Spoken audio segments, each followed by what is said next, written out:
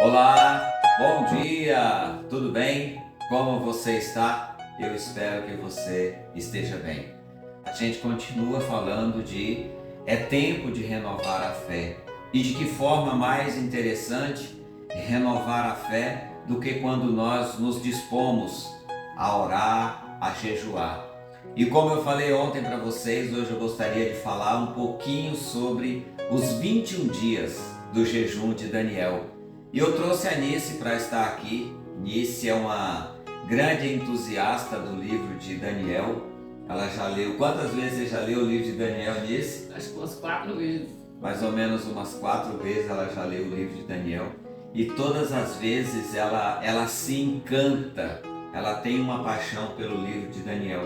O que mais em Daniel, Nice, chamava assim sua atenção? A fé. A fé. Um homem de oração. Oração. Presente sempre buscando a presença de Deus. Os Taços, ele estava ali buscando a presença de Deus 3, 4 vezes no dia, né, Maria? Isso. Coisa que muitas vezes a gente faz nem uma vezinha só, nem mesmo na hora do café, ou na hora do almoço, ou na hora de dormir. Agradecer a Deus pelo dia, pelas batalhas que foram vencidas, pelas vitórias que foram conquistadas, pelo pão. Então Daniel é exemplo de vida para qualquer um cristão, ou que se diz cristão.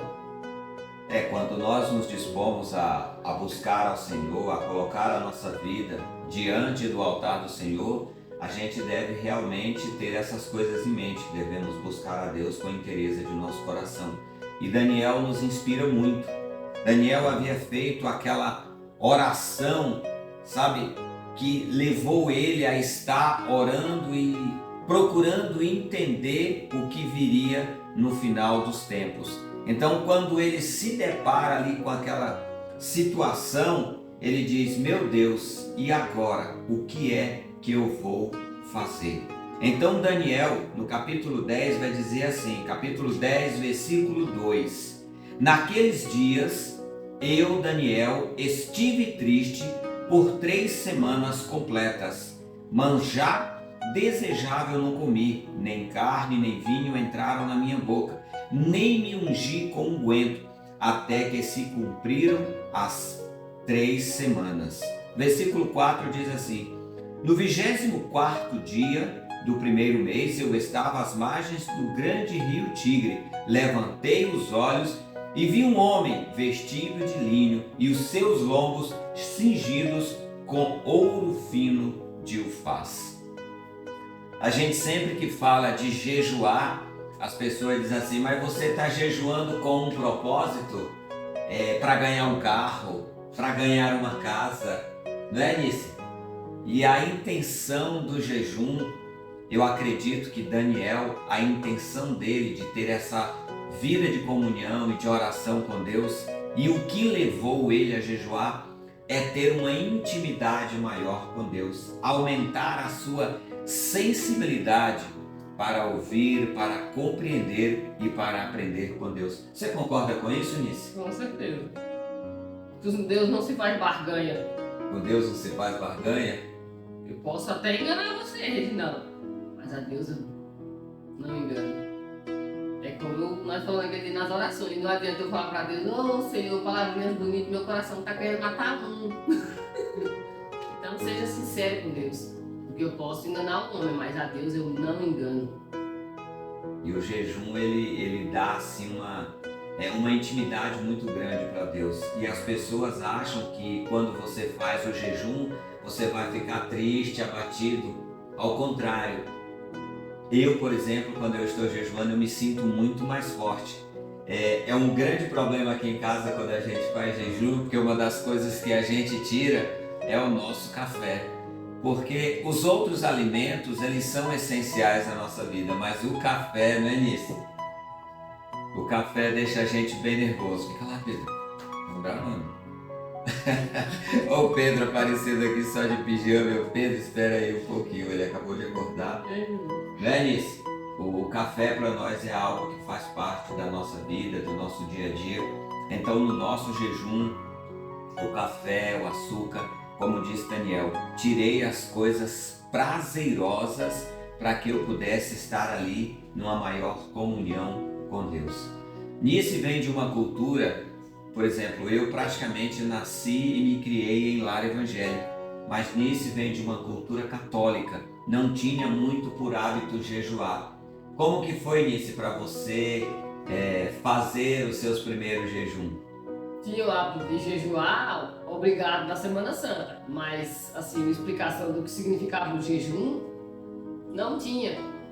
E o dia sagrado mesmo é na Sexta-feira Santa, mas a partir do momento que eu conheci a palavra de Deus como eu conheço hoje, e olha que eu conheço bem pouquinho, mas a maneira de ver as coisas de Deus,